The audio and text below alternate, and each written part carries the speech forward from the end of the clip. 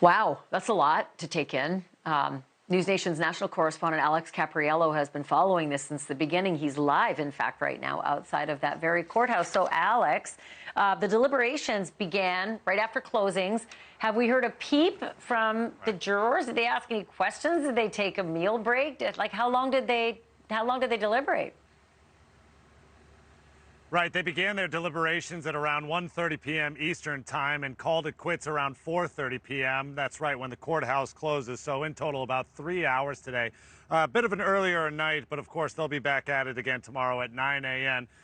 Typically, we know that when the charges are complicated, when there's a lot of evidence, including 8 weeks worth of testimony to pour through, there's going to be jury questions. They want to make sure that they get it right. But so far, no jury questions, at least today, Ashley.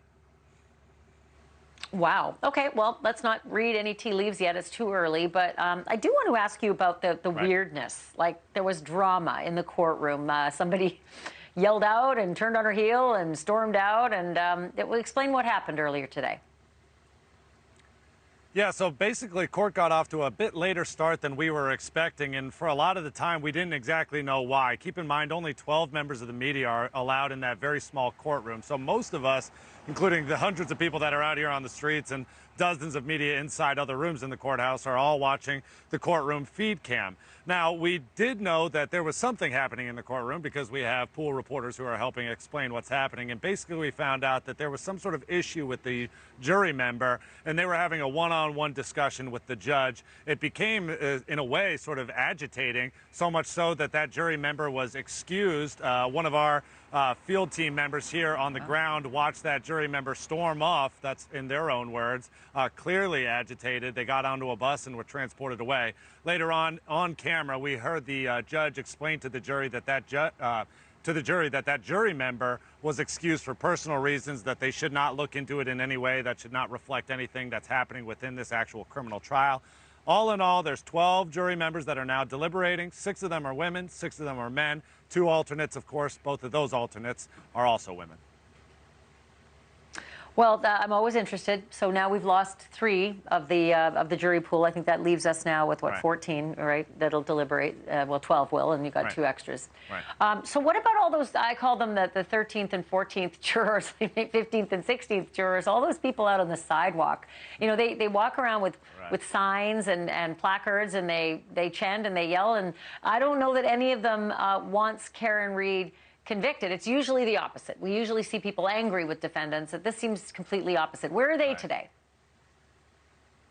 Yeah, it was unbelievable, Ashley. It was literally shoulder to shoulder beginning at, I would say, 7:30 in the morning. Somewhere between 200 to 400 people that were lining the streets in the so-called buffer zone, not allowed to get very close to the courthouse, but they've made their camp right here. Karen Read knows exactly what she's doing. She's parking her car right in the middle of them and walking out, and of course she's flanked by hundreds of supporters who are carrying signs, wearing pink t-shirts, and chanting her name. Obviously, all of these people are here for a reason. They want to see Karen Read found not guilty for the crimes that she's accused of. We asked them why. What leads them to believe that? They've been following this trial for years now. Here's what they had to say. I'm not one for conspiracy theories, honestly. I kind of pride myself on that, but I was the more I read about it and saw the actual evidence, especially as the actual evidence came out in court, you know, not necessarily tweets or blogs or whatever, I was like, this could happen to any of us. This could be me, this could be my mom, this could be my daughter, my sister. This isn't right. Nothing a good cop hates more than a bad cop. And we have some bad apples here that need to be weeded out. Anybody that's followed the evidence or that's seen some of the evidence, it's unbelievable how first the investigation was botched and then the cover-up went into effect after that. So she's an outsider, Karen's an outsider, she's not from Canton where all these people are from, so they thought it was the easiest to kind of pin it on her. And so many people that I've spoken to say this is not an anti-police movement, these groups of hundreds of people that are standing out here. It's just an anti-bad police movement. They want to see corrupt cops being taken out. In their eyes, they believe that this whole story, this whole criminal conspiracy is filled with bad cops. Ashley?